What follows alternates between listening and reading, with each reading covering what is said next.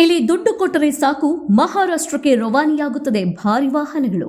ಹೆಸರಿಗೆ ಮಾತ್ರ check post, ಆದ್ರೆ ಒಂದು ವಾಹನನೂ ಚೆಕ್ ಮಾಡೋದಿಲ್ಲ. ತಾಲೂಕಿನ ಮಹಾರಾಷ್ಟ್ರ ಗಡಿ ಭಾಗದ ಚೆಕ್ ಪೋಸ್ಟ್ನಲ್ಲಿ ಭಾರಿ ದುಡ್ಡು ಗಳಿಕೆಯನ್ನ ಮಾಡ್ತಾ ಇದ್ದಾರೆ.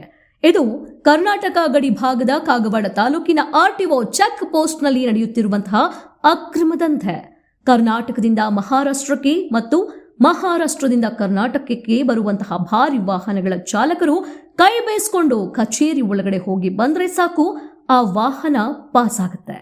ಆರ್ಟಿಒ ಕಚೇರಿ ಮುಂದೆ ಸರಿಯಾದ ನಾಮಫಲಕ ಇಲ್ಲ, ಸಿಬ್ಬಂದಿಗಳು ಯಾರೆಂದು ಗೊತ್ತೇ ಆಗುದಿಲ್ಲ. ಇವರುಗಳಿಗೆ ಐಡೆಂಟಿಟಿನೇ ಇಲ್ಲ.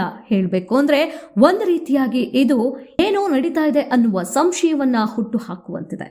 ಲೋಕಾಯುಕ್ತ ಕಚೇರಿ ಮಾಹಿತಿ ಫಲಕ ಆರ್ಟಿಒ ಐಗೆ ಸಂಬಂಧಪಟ್ಟ ನಾಮಫಲಕವಿಲ್ಲದ ಇದರ ಮೇಲೆ ಕ್ರಮ ತೆಗೆದುಕೊಳ್ಳುವಲ್ಲಿ ಸಂಬಂಧಪಟ್ಟ ಅಧಿಕಾರಿಗಳ ಇಲಾಖೆ ಹಿಂದೇಟನ್ನ ಆಗ್ತಾ ಇದೆ. ಯಾಕೆ? ಈ ಆರ್ಟಿಒ ಕಚೇರಿ ದುಡ್ಡು ಮಾಡುವಂತಹ ಕಚೇರಿಯಾಗಿದೆ. ಅಷ್ಟೇ ಸರ್ಕಾರಿ ನಿಯಮಗಳನ್ನು ಗಾಳಿಗೆ ತೂರುತ್ತಿರುವ ಈ ಕಚೇರಿಯ ಮೇಲೆ ಸಂಬಂಧಪಟ್ಟ ಇಲಾಖೆ ಕಠಿಣ ಕ್ರಮ ತೆಗೆದುಕೊಳ್ಳಬೇಕೆಂದು ಸಾರ್ವಜನಿಕರ ಆಕ್ರೋಶವಾಗಿದೆ.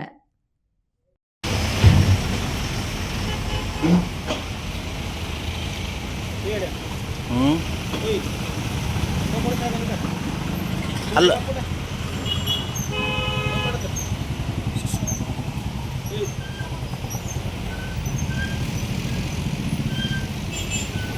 ಸಾಹೇಬ್ ಏನಿಲ್ಲ.